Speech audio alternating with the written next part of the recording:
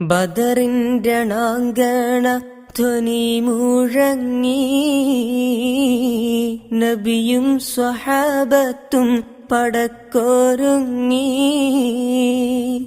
നബി തൻ സഹചരെ അണിയായി നിർത്തി, അണിയിൽ സവാദിനും ഒരൽപ്പം തെറ്റി.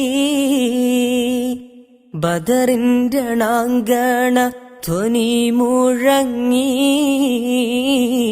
നബിയും സ്വഹാബത്തും പടക്കൊരുങ്ങി.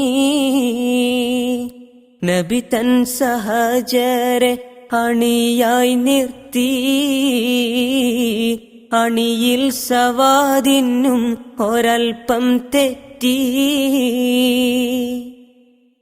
ദൂതർ തിരു കയ്യിൽ ഇരിക്കും ദണ്ഡ,